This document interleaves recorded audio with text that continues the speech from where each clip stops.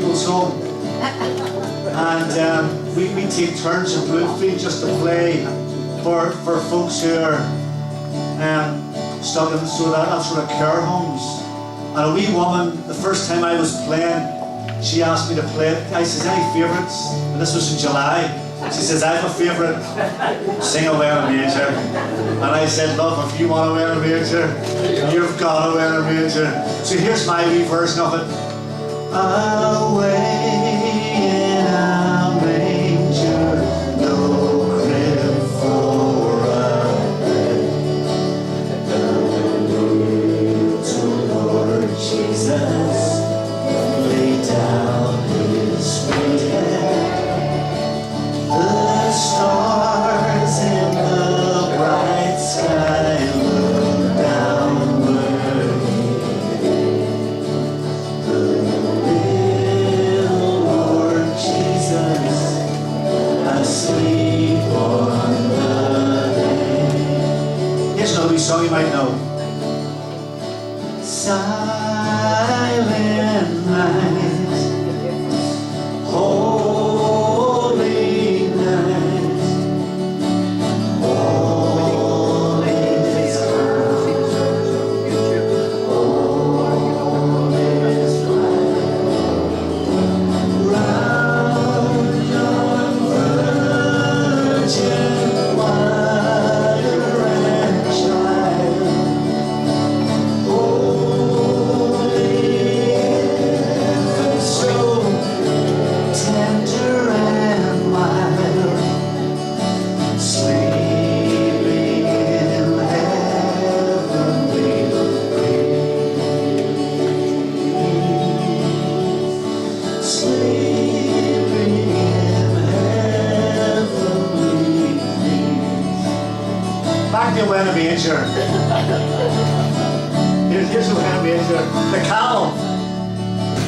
The cattle are lowing, the baby awaits, but little Lord Jesus, no crying makes. I love you, Lord Jesus, look down from the sky. Stay by my side until morning. Be near me. Be near me, Lord Jesus. I ask you to stay close by before I look and lovely. I pray, bless all the dear children in thy tender care, and fit us for heaven to live with thee there. Last verse of Holy Silent Night. Silent night,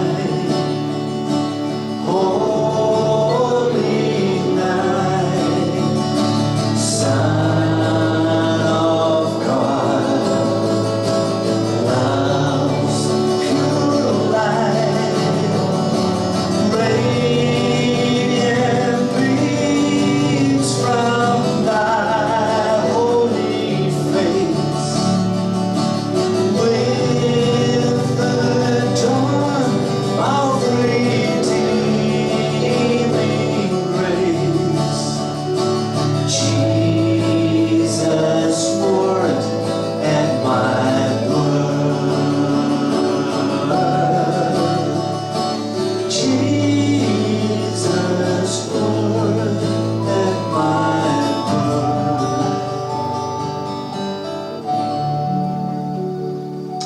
Here's a great wee song for you for Christmas time, because I don't know what you're like, but whenever as a wee boy, I used to look forward to getting my annual, my wee annual for a year, and then my mummy and daddy used to buy me a selection box. I love selection boxes. And then I used to get a wee toy in a box to play with. And I played with the box for about 3.5 hours and then broke the toy before I went to bed. So that was basically the way it was. But here's a wee song which just reminds us a wee bit about Christmas, and it's a better way, and it just says, you know something, it's far better to give than to get. And it's easy to say that, but really what we're saying is that God just enjoyed so much. God just says, the love I've got for you is to give you Jesus. It's everything that I have. And that's what he did. So it goes like this.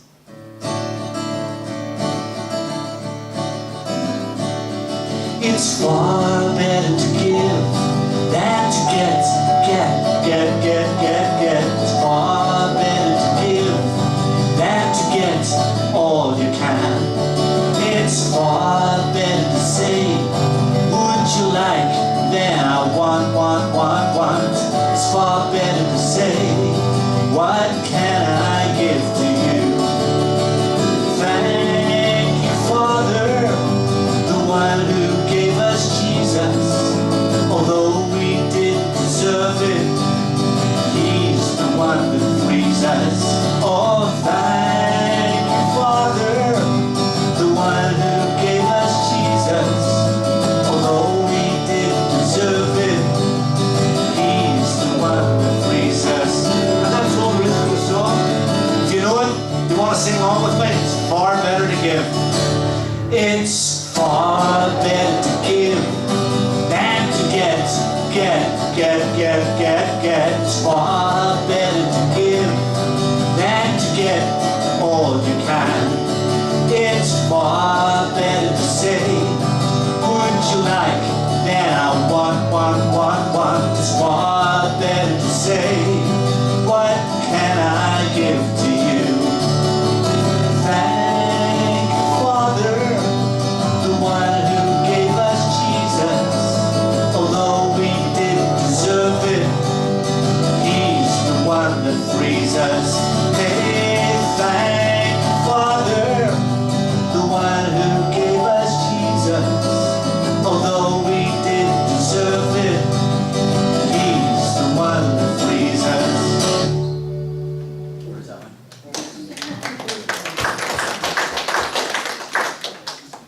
Okay, in the newsletter, I've written a wee letter. I just want to go over some of the things that I said in the letter.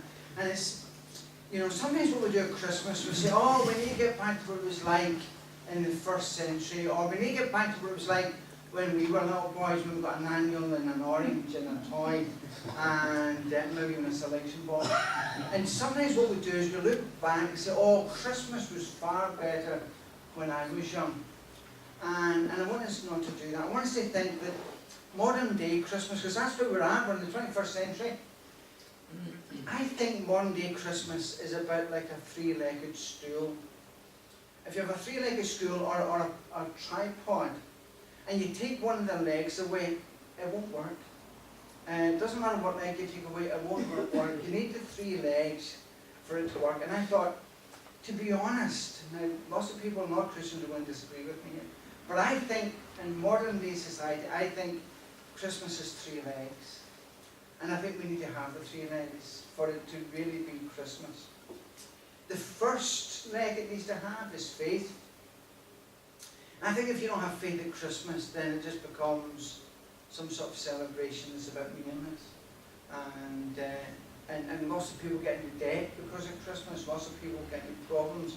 A lot of people don't dread Christmas because it's fairly meaningless for them. It's just another opportunity that we have to buy cards, or an opportunity that we have to buy presents, an opportunity to invite Auntie Greta or Auntie Mabel, and it's a nuisance. And it's because they don't have faith. For us as Christians, it's all about the man of Christ. And of course some folk then say, well, of course, when do you know Jesus was born? He wasn't born on the 25th, and that's right. In fact, in the early church, they fought over the date. Some folks said it was the 18th of January. Others said, no, it was more March. And there was other folks said, no, it was the 7th of July. And they would have fought and argued over what day. We don't know when Jesus was born. But they picked a time in the winter time because there was lots of festivals, lots of pagan festivals, and they decided that what they would do is they would change these pagan festivals into a Christian festival, and that's when we celebrate the birth of Jesus. So any date would have done, to be honest. So the 25th of December is as good a date as any. By the 8th century, the whole of Europe celebrated Christmas on the 25th of December. And so the date's not important to us. We'll never fight over the date. What's really important is our faith is important to us. And it's the day that we remember the coming of Jesus, just as Ian was reminding us in the song. So that's the first thing. I think Christmas without faith really isn't very meaningful, and it can become a chore.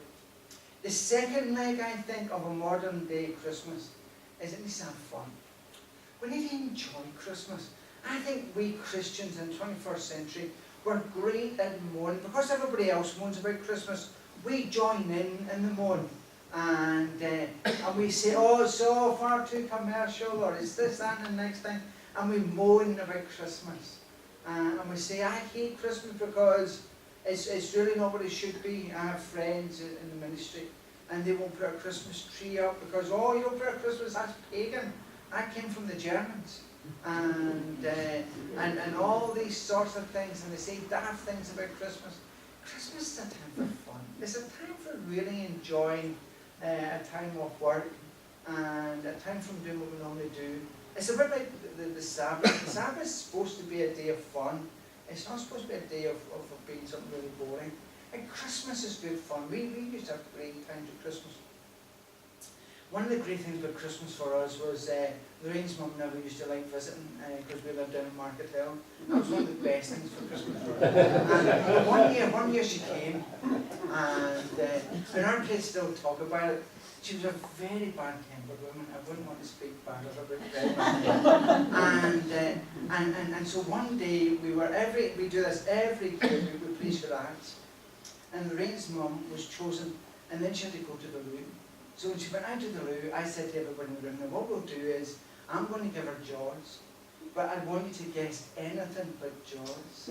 And so when she came back in, and I whispered Jaws to her, and she started doing all this, and we guessed all these other things, and she was getting more and more bad tempered. This shows you that I'm not yet sanctified, but it was wonderful. And eventually she went crazy, and we still didn't guess it. So those are fun for some people, maybe, I'm not sure. But it is about fun, and when we actually told her in the end what we did, she actually laughed about it. I actually thought I'd have to leave the manse for a while, but she laughed about it. Christmas is supposed to be good fun, and let's make it fun. Let's enjoy it. Let's not be negative. And the third leg, I think, we need to remember, it's all about family. And that can make us quite sad, because sometimes we think, well, I'm not going to have that mother-in-law coming, or whatever. But actually, it's the church family. Because the happy thing about Christmas is, most of all the times in the year, of all the days in the year, Christmas is the busiest year for shelters, for women. And the reason for that is, there's a high expectation that everybody's supposed to be happy. There's a high expectation that everybody's supposed to be getting on. And when people are together for a full day, maybe they're not usually together, it can cause all sorts of hassles. And so Christmas can be a very difficult time for families. Why is that? I think the reason for that is that in families sometimes what we do is have one member of the family who wants everybody to do what they want. That's not what family's about. It's not about that one member bullies everybody else. It's not that one member says, this is what we're going to do at Christmas, or this is what we're going to do, and everybody has to follow suit. That's not family. That's a dictatorship. Family is recognizing that we all want to have fun, and if everybody else is having fun, then we have fun. That's what it's about, and if it's true about our only families, it's certainly true about church family. And so family is about loving one another, caring for one another, looking for the best of each other. That's what Christmas is about. And it's not about getting our own way, or for our organisation to get their own way, but it's actually for us all to work together for the best of the kingdom. And I think those three things together, modernly, rather than worrying about whether we should have a Christmas tree or not, or whether we should have lights or not, or whether we should this or do that, let's recognise the most important thing is that Jesus came. And whenever we celebrate that, it doesn't really matter. So the 25th of December is as good as any. Let's have fun. Let's enjoy one another. And the third thing, remember, it's all about family. And how can I make someone else happy rather than how can everybody make me happy? I think those are three main issues for Christmas in the 21st century. And when we do that, then there's something authentic about what we do. Because unfortunately for lots of people in this neighbourhood, they're dreading Christmas because Johnny wants this and Johnny wants that and Johnny wants next thing. And they spend hundreds of pounds. A PlayStation, £299. A PlayStation 4 game, about £50, £60. You know? And when you get that, it's not enough, so you have to buy more and more and more. People go into debt so that they think they can get a happy Christmas. Because a happy Christmas is about having a PS4. Or a happy Christmas is about getting this and getting that and getting the next thing. So it's about faith, it's about fun, and it's about family. Let's pray together. Father God, we come before you. We thank you that you're a great God. Thank you, Lord. You're the God who loves to give, give, give, rather than get, get, get. And you call us, Lord, to be like you. You call us to live like you, to think like you, to speak like you. And Lord, as we see families in our church, and when we see children, we think, he's just like his mum, or he's just like his dad, or she's just like her granny. And Lord, people have characteristics within families. And one of the reasons for that is to spend so much time together. Help us to spend so much time like you, that people will be able to say, do you know him? He's just like his heavenly Father.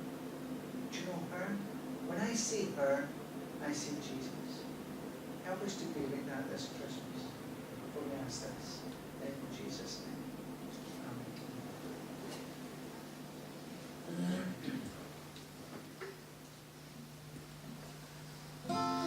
Danny's 100% right. My goodness. Danny's 100% right. And because of that, whenever I knew it was coming down here, one of the songs I know you guys really enjoy singing is this one. So that's why I chose it. So we're going to sing a song. If you know the words, just sing it with me. And then I'm going to sing one song for you just before we finish. It goes like this. Bless the Lord, oh my soul, oh my soul. Worship his holy name. Sing like never before.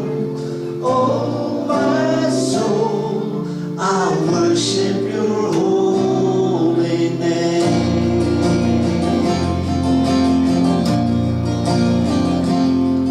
The sun comes up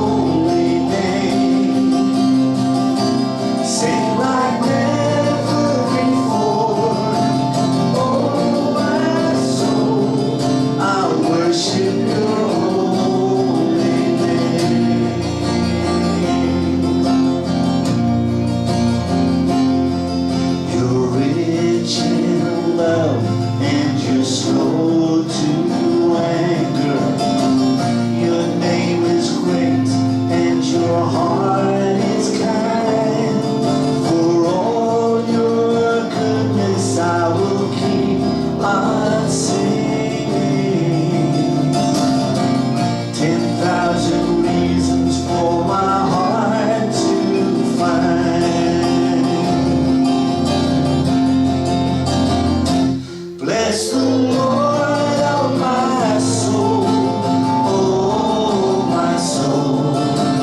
Worship His holy name. Sing like never before. Oh my soul, I worship Your holy name. And on that day, and on that day, when my strength is failing, the end draws near, and my time has come, still my soul will sing Your praise unending. 10,000 years and then forevermore.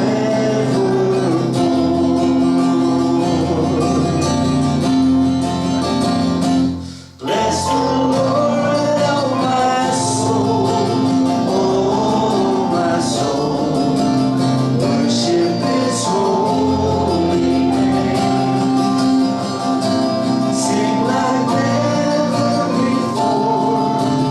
Oh my soul, I worship Your holy name. I will worship Your holy name.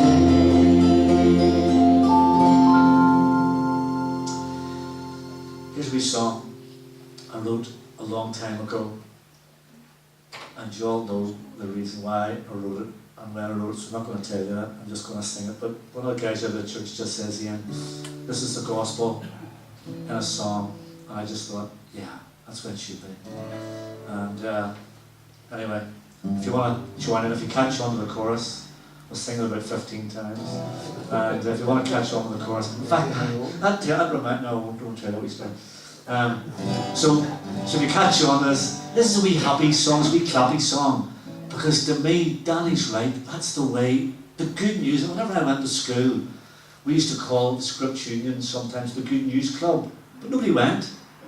And not that I wanted didn't go, because a lot of us Presbyterians were there with the frozen shows. We were walking about with our chins tripping us, and we're telling people that God loves them and everybody loves them, and God loves you, everybody loves you. And we're as miserable as sin. And I thought, no, so I decided to write a wee song which says, no, that's not, I would never come anywhere near an understanding of who Jesus is if it had been totally and utterly boring and no fun in it, because I love, like Danny, a wee bit of crack every now and again too, so it was like that.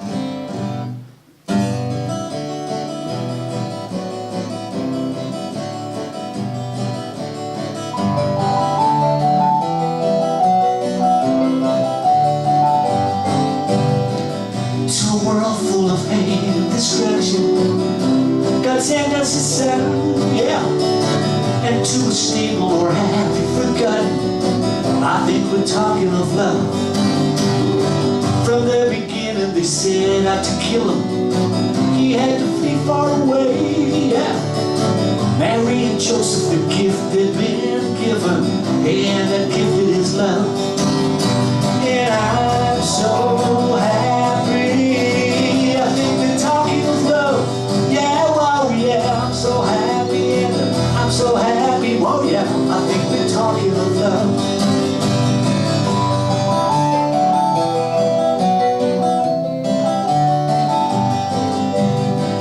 Television, it shows a betrayal of what our family should be, yeah. Well, love is sex, God's name is a swear word. That's not what love it should be. And when we share what we have with our neighbors, and we help them to see, yeah, that God is good and He's real with His people, that's why I love it to me. But I'm so happy, I think they're talking of love. Yeah, well, yeah, I'm so happy, and I'm so happy, oh yeah, I think they're talking of love.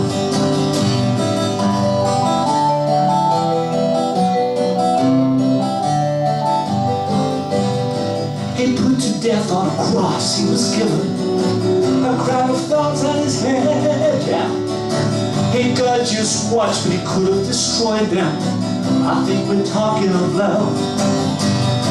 And from the grave he appeared 3 days later, and there for people to see, yeah. And now he sits with his Father in heaven. He said the captives are free, and I'm so happy. I think we're talking of love, yeah, well, yeah. I'm so happy, and I'm so happy, oh yeah. I think we're talking of love.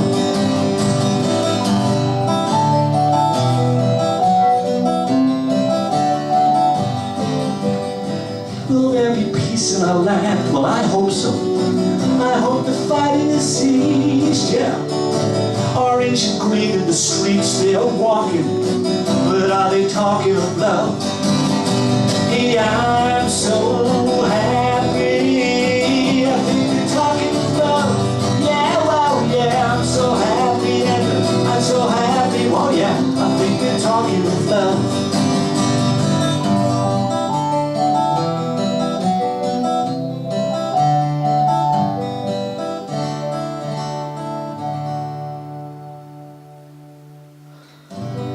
To a world full of hate and destruction,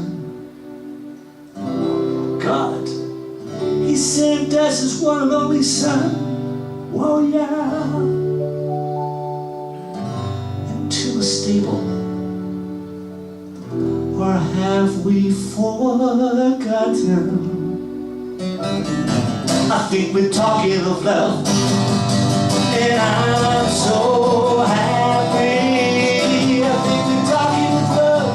Yeah, well, yeah, I'm so happy, and I'm so happy. Well, yeah, I think we're talking of love. Yeah, I'm happy. I think we're talking of love.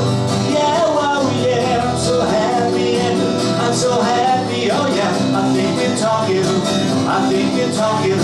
I think we're talking of love.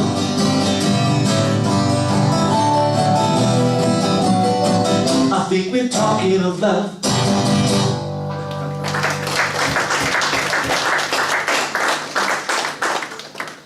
Well, that's us finished. Thank you. And Merry Christmas.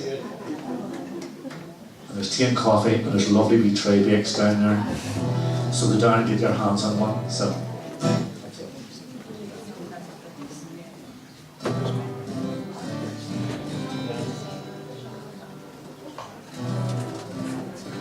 If any of you guys have any songs you really love us to sing in church, then we're on for the last time in this year, 2017, in 2 weeks' time in the morning. And if there's a song that you would love, the whole idea about church, I've had this conversation about people who lead praise and worship.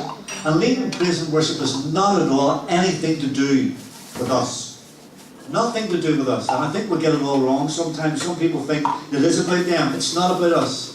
The whole idea of worship and praise is the lead singer, as far as I'm concerned, is the congregation. And that is the way I've always tried to run worship and praise. If we get in the way, I really do apologise for it. I've never ever meant to get in the way. And if I do, I'm sorry. So the whole idea is, if there's a song that you think, I would love us to sing this in church, then tell us. And we'll add that in, because that's what that's the meaning behind what we're about. When a group of people come together, and I know there's certain songs that you guys just love singing, and so every now and again I bring them in and try new ones. But anyway, here's a wee new one with a ring and a T, and it's our God is greater, our God is stronger, our God is higher than any other. It goes like this.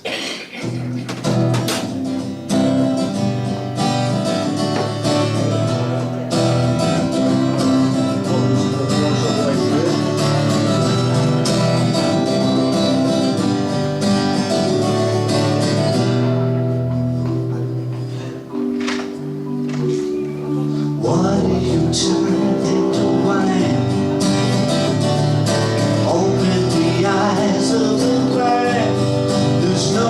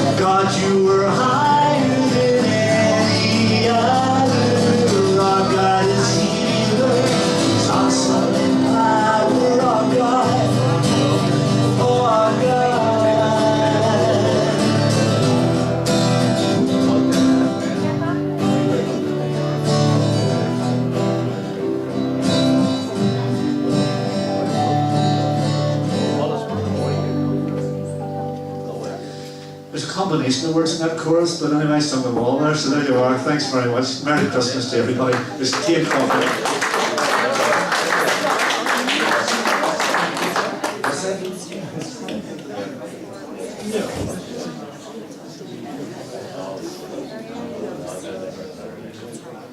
Never.